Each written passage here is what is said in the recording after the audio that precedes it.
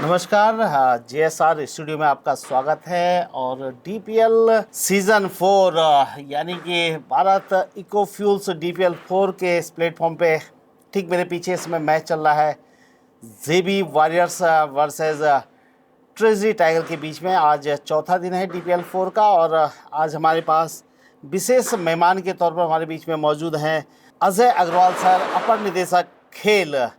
तो बहुत बहुत स्वागत है सर आपका। और JSR studio, JSR production house में आपका स्वागत है और साथ ही जो है DPL 4 के इस मंच पे आपका स्वागत है sir. DPL department premier league इस समय चौथे सीजन पे है और लगातार हर वर्ष प्रत्येक वर्ष डिपार्टमेंट प्रीमियर लीग किसी न किसी थीम को लेकर आगे बढ़ती है। इस बार का जो थीम लेके DPL 4 चल रहा है वो है क्लाइमेट इन योर हैंड, यानी पर्यावरण को बचाने के लिए और पर्यावरण संवर्धन के लिए इस बार का DPL डेडिकेटेड है। और जिस तरह से हाल ही में उत्तराखंड में आपदाएं आई और जिस तरह से पूरे देश में आपदाओं का दौर चला, कहीं ना कहीं उसमें पर्यावरण का पे जो प्रभाव पड़ा है विगत वर्षों में, वो कहीं ना कहीं उसका कारण रहा है। तो सर, इस थीम को लेकर DPL 4 का जो आयोजन किया जा रहा है, आप किस रूप में इसे देखते हैं? निश्चित रूप से बहुत ही महत्वपूर्ण थीम है और ख़ास तौर से हमारे उत्तराखंड राज्य को, जो कि एक भौगोलिक दृष्टिगत से देखा जाए तो काफ़ी सेंसिटिव राज्य है, पर्वतीय क्षेत्र है, जगह जगह इस साल आपदा भी हमारे यहाँ बहुत आई है, बरसात का भी सीज़न बहुत लंबा चला है। तो इस बार जो DPL ने थीम रखी है पर्यावरण को लेके, वो बहुत ही मौजूद है इस समय। और कुछ एक तो आपको ये ध्यान रखना ही होगा कि कुछ तो प्राकृतिक आपदाएं हैं जो हम नहीं रोक सकते हैं, लेकिन बहुत सी चीज़ें ऐसे हैं जो अगर हम अपने दैनिक जीवन में उपयोग में लाएं, वृक्षारोपण का अच्छे से ध्यान रखें, अतिक्रमण ऐसी जगह ना करें जहां से पानी का निकास होता है, नदी नालों को अगर हम प्रॉपर अतिक्रमण मुक्त रखें तो जितना अधिक नुकसान होता है डिजास्टर से, हम लगता है उसको हम कम कर सकते हैं। और इस थीम को लेके जो DPL ने इस बार चला, और पहले भी जो पिछले भी इनके संस्करण हुए हैं, 3 कुछ ना कुछ इन्होंने ऐसी थीम्स रखी हैं जो जी बिल्कुल, बेटी बचाओ बहुत बेटी बढ़िया, पढ़ाओ, जिसका संदेश बहुत बढ़िया है। जी। और मुझे उम्मीद है कि इस बार की थीम का संदेश भी दूर दूर तक जाएगा, क्योंकि क्रिकेट एक ऐसा गेम है जो बहुत जनमानस में, मतलब बच्चे भी खेलते हैं, बड़े भी खेलते हैं, बूढ़े भी खेलते हैं, और अगर उनके में ये संदेश जाता है तो निश्चित रूप से हमको इसका लाभ मिलना चाहिए। जी बिल्कुल, जैसे कि आप अपर निदेशक खेल हैं तो निश्चित तौर पर माननीय प्रधानमंत्री जी का एक फिट इंडिया मूवमेंट और खेलेगा इंडिया तो बढ़ेगा इंडिया, ये जो एक मुहिम है उसको जिस तरह से DPL के माध्यम से, खेलों के माध्यम से, आप कह सकते हैं कि हम खेलों के माध्यम से उसको और बढ़ावा दे रहे हैं। राज्य सरकार भी लगातार, माननीय मुख्यमंत्री जी इस चीज़ को प्रोत्साहित करते रहते हैं। और अभी परसों ही जो है माननीय वन मंत्री जी हमारे साथ इसी पॉडकास्टिंग टेबल पर हमसे चर्चा कर रहे थे। पर्यावरण पर भी चर्चा हुई, खेलों पर भी चर्चा हुई।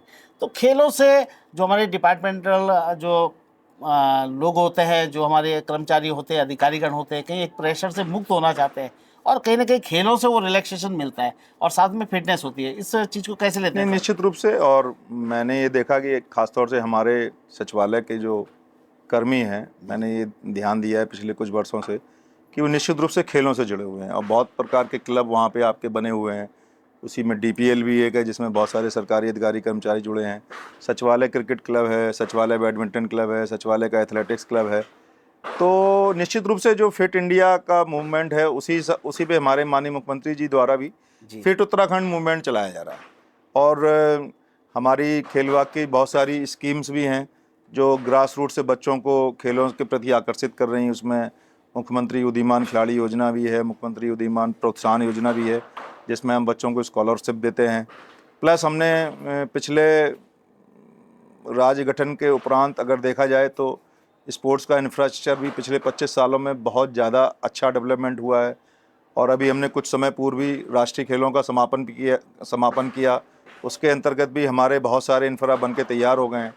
अब मेन जो आवश्यकता है कि इन इंफ्रा का देख रेख और कितने अच्छे से किया जाए और इसका खिलाड़ियों के हित में कितना ज़्यादा उपयोग हो सकता है, इस पे सरकार लगातार काम कर रही है। और माननीय मुख्यमंत्री जी भी कई बार अपने वक्तव्य में कह चुके हैं, अभी हम 23 एकेडमीज बनाने जा रहे हैं। स्पेशलाइज्ड एकेडमी होंगी जिसमें उत्तराखंड के बच्चों को रेजिडेंशियल सुविधा भी मिलेगी और डेली प्रैक्टिस करने की भी सुविधा मिलेगी। जी तो मुझे लगता है कि ये सब चीज़ें धरातल पे आएंगी तो निश्चित रूप से सरकारी अधिकारी कर्मचारियों के साथ साथ प्रदेश के जितने युवा हैं, खिलाड़ी हैं, बच्चे हैं, उनको इसका लाभ जरूर प्राप्त होगा।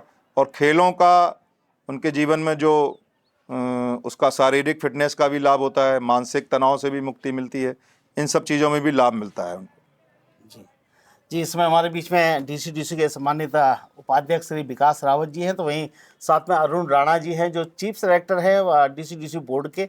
और अभी हाल ही में सर मैं आप ही के पास से मुखातिब होऊंगा क्योंकि अभी हाल ही में डीसीडीसीयू ने एक प्रयास किया था एक चैरिटी मैच के माध्यम से फुटबॉल को अपलिफ्ट करने का। चूँकि देहरादून एक समय होता था कि फुटबॉल का हब हुआ करता था और उस दौर से आज क्रिकेट ने थोड़ा कहीं ना कहीं क्रिकेट थोड़ा आगे आ गया है। तो क्रिकेट तो अपनी जगह सही चल रहा है, साथ ही जो अन्य खेल है जो हमारे लोकल स्तर पर बहुत प्रमुखता से खेले जाते थे खेल, उसमें एक महत्वपूर्ण खेल फुटबॉल भी था। तो एक खेल निदेशक के रूप में, अपर खेल निदेशक के रूप में आप अन्य खेलों को किस तरह से बढ़ावा देने जा रहे हैं सर, ये थोड़ा जानना चाहिए। निश्चित रूप से फुटबॉल हमारा स्टेट गेम भी है, जैसा आपको आइडिया भी है। और देखिए फुटबॉल को तो हम लोग बढ़ावा देने का प्रयास कर ही रहे हैं, उसके साथ साथ अन्य खेलों पर भी उतना ही ध्यान दिया जा रहा है। जैसे माननीय मुख्यमंत्री जी ने कहा है कि हम 23 एकेडमी बनाने जा रहे हैं, जो क्रिकेट की नहीं है उसमें एक भी एकेडमी, उसमें सारी एकेडमी जो है वो डिफरेंट स्पोर्ट्स की हैं और उनका इंफ्रा डेवलप करना है। और हमारे जितने सारे हॉस्टल्स की जो स्कीम चल रही हैं खेल विभाग की, वो भी हमारे डिफरेंट गेम्स में चल रही हैं। स्पोर्ट्स कॉलेज हम एक बच्चियों के लिए चंपावत में खोलने जा रहे हैं, 2 स्पोर्ट्स कॉलेज हमारे, एक जो प्राइमिसेस में आप बैठे हुए हैं देहरादून और एक पिथौरागढ़ है।